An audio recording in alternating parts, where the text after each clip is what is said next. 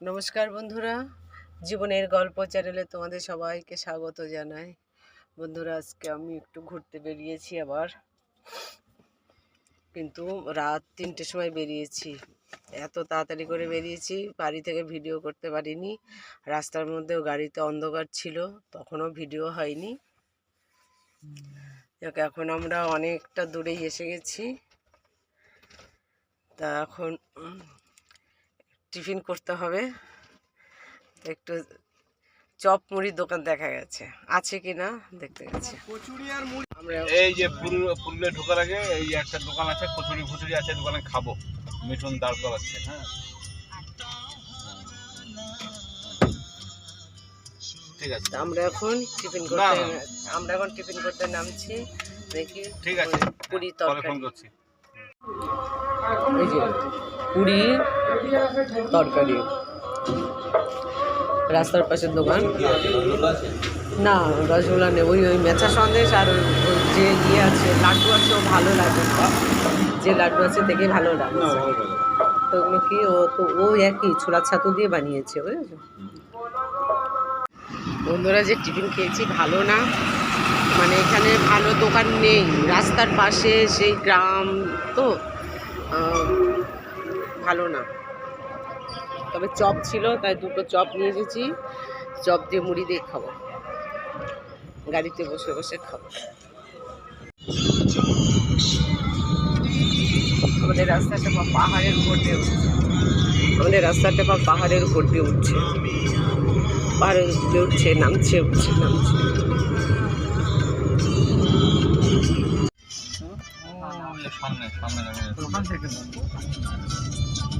জঙ্গল, চারিদিকে জঙ্গল আর জঙ্গল, পাহাড় ঢেকে গেছে।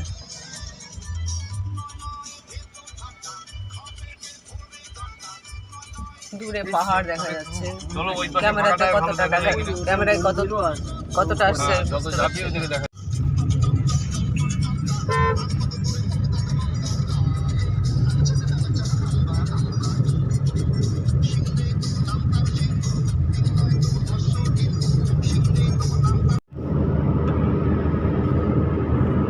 পলাশ ফুল, প্রচুর পলাশ ফুল ফুটেছে। দূরে বোঝা যাচ্ছে যায় না, দূরে ওই যে পলাশ গাছে অনেক পলাশ ফুল ফুটে আছে।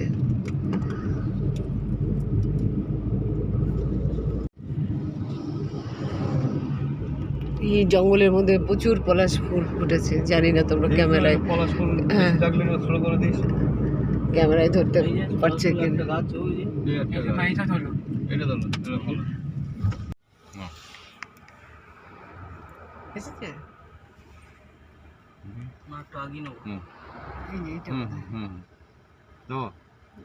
দেওয়াই আছে আমার।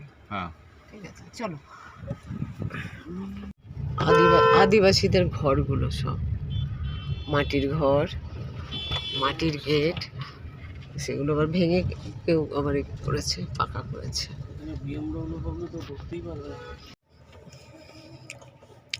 আমরা এখানে একটু ওয়েট করছি, গেট পড়েছে। এতটা রাস্তা এসেছি, এক জায়গাও রেল গেট পড়েনি, কিন্তু অনেক রেল লাইন পেয়েছি, প্রচুর রেল লাইনও এক দিকে গেছে। ওই পুরুলিয়ার ভিতরে, এই জঙ্গলের ভিতর দিয়ে এতগুলো রেল লাইন অসম্ভব। যাক, ট্রেনের জন্য আমরা বসে আছি। ট্রেনের শব্দ পাওয়া গেছে, ট্রেন আসছে।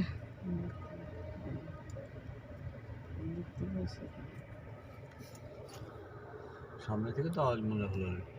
এই আসে, এগুলো প্রত্যন্ত এলাকা তো, এই মালগাড়ির লাইন শুধু এগুলো, নইলে এত রেল লাইন হয় নাকি? তাই এই সাইডে মাল নিয়ে আসবে, আবার ওই সে কয়লা টয়লা নিয়ে যাবে না।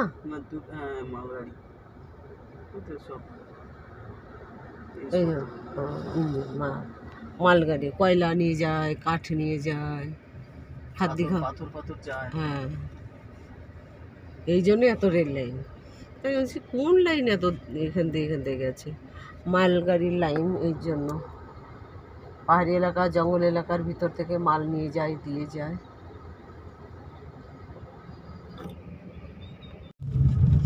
এই যে দূরে পাহাড় দেখা যাচ্ছে, এই পাহাড়ের উপরে আমাদের হোমস্টে। এই পাহাড়ে উঠবো আমরা।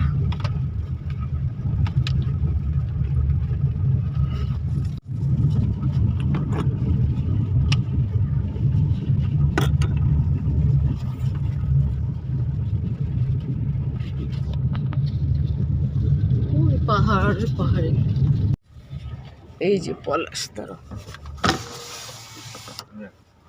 পলাশ ফুলের গাছ কি একটাই? চলো ভিতরে ভিতরে সব পলাশ ফুল ফুটে আছে। চলো ডান দিকে বা দিকে, আমি তো গাড়ির এক সাইডে আছি, এক সাইডে থেকে আমি যেটুকু পারি সেটুকু। এবার আমরা জঙ্গলের মধ্যে ঢুকে গেছি, যেহেতু আমরা পাহাড়ের রাস্তায় ঢুকে গেছি। চলো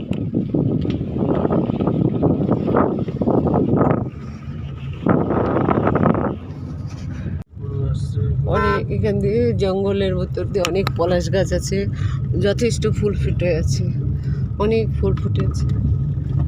আমাদের গাড়ি তাও ঠিক আছে, আর 5 যেতে পারে, কিন্তু আর্টিকা ঢুকলে বড় আর্টিকা ঢুকলে চাপ আছে। আর একটা যদি গাড়ি ঢুকে চাপ হয়ে যাবে। সামনে থেকে যদি গাড়ি আসে আগে। পুরো জঙ্গলের ভিতর দিয়ে যাচ্ছি বন্ধুরা, দেখো কি উফ জঙ্গল। গাছ কেটেছে, দেখেছো? এই গাছটা চুরি করে কেটেছে নিশ্চয়ই।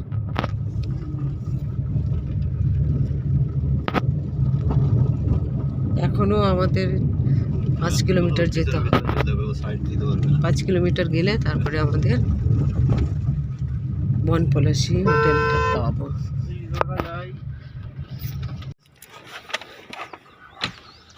তুলে নেয়। এই গাছটা, এটা পলাশ ফুলের গাছ নয়, এটা একটা এমনি কি গাছ জানি না, নতুন পাতা বেরিয়েছে, পুরো গাছটা লাল হয়ে রয়েছে কচি কচি পাতার জন্য।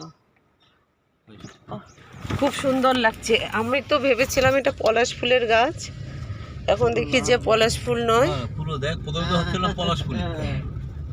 এই যে এগুলো সব কচি কচি পাতা, পুরো গাছ লাল হয়ে গেছে, অপূর্ব লাগছে দেখতে। তোমরা ক্যামেরায় কতটা দেখতে পারবে বুঝতে পারছো না। আদিবাসীদের ঘর দেখো কি সুন্দর রং করে করে রেখেছে, সে বাহা মারাঙ্গুরু। এবং এখানে যে পাকা বাড়িগুলো করেছে এই সাইডে, ঠিক ওই আদিবাসী মানে ওদের যে মাটির ঘর সেই স্টাইলটা দিয়েই করেছে। এই যে যারা ইটের করেছে তারাও কিন্তু সেই ওই মাটির ঘরে সেই স্টাইলেই করেছে, খুব সুন্দর লাগছে দেখতে। এই যে এগুলো কিন্তু সব পাকা, এদের নিচটা পাকা, দেয়ালগুলোও পাকা।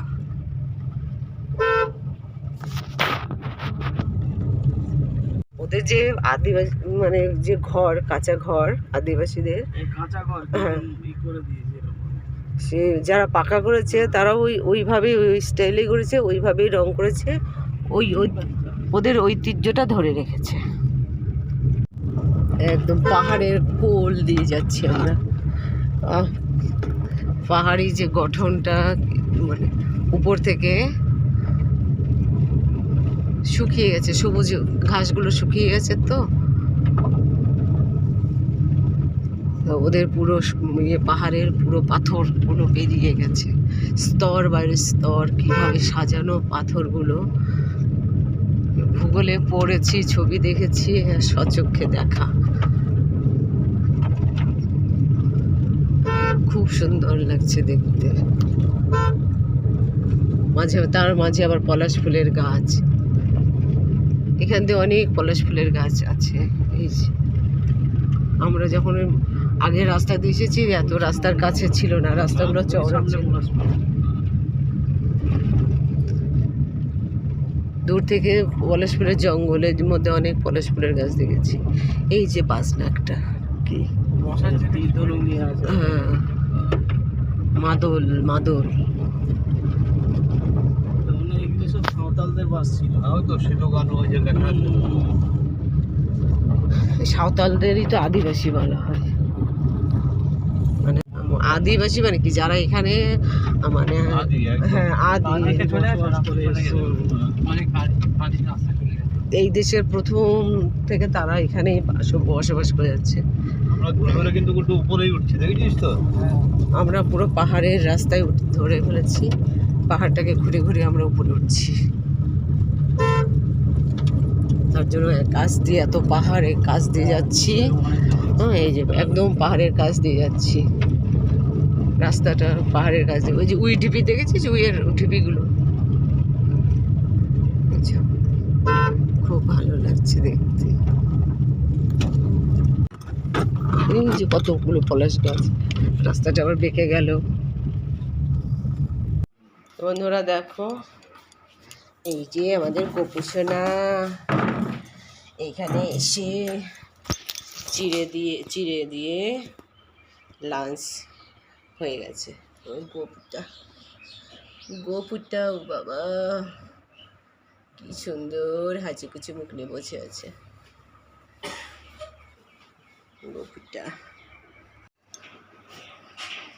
ছেলে বসে না, আমরা এখন লাঞ্চে যাব।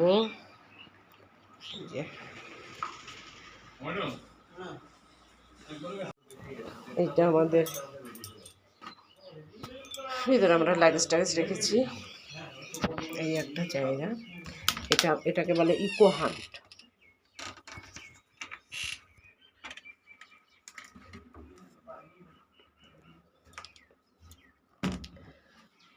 ইকো হান্টে বনপলাশি এটা।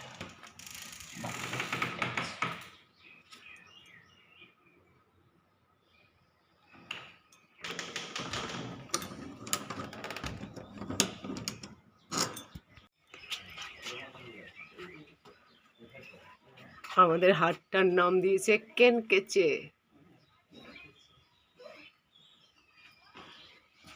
কেনকেচে না কেনকেচে, শুনতে হবে উচ্চারণটা কি হবে। কেনকেচে, আমাদের কাছে কেনকেচে। এখন আবার বানানের অনেক পরিবর্তন হয়েছে তো চারপাশ দিয়ে। হ্যাঁ,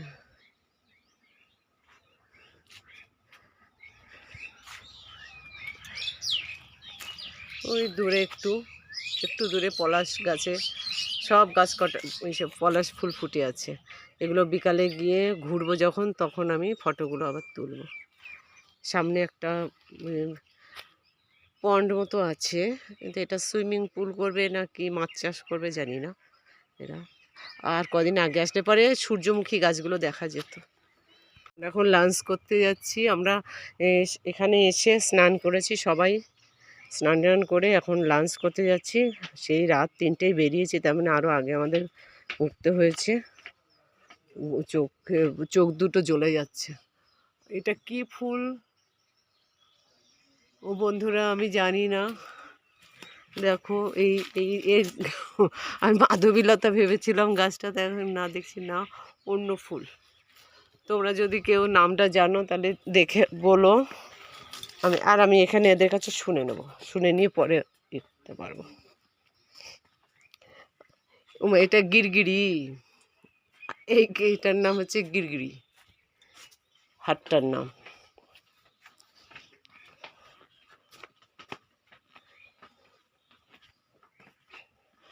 এই হাটের নাম হচ্ছে সাহারাজোর,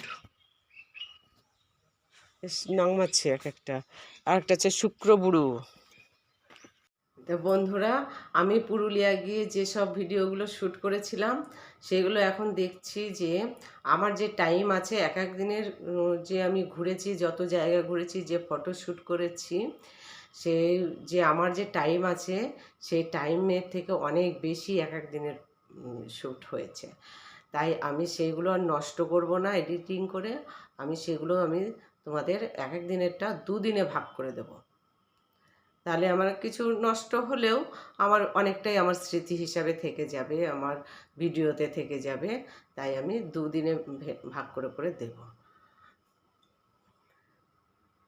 বন্ধুরা, আমার তাহলে এই প্রথম দিনের ব্লগটা আমি এখানেই শেষ করছি। তোমরা সবাই আমার এই চ্যানেলটাকে লাইক করো, শেয়ার করো, সাবস্ক্রাইব করো। আজকের মতো এখানেই, টাটা, বাই বাই।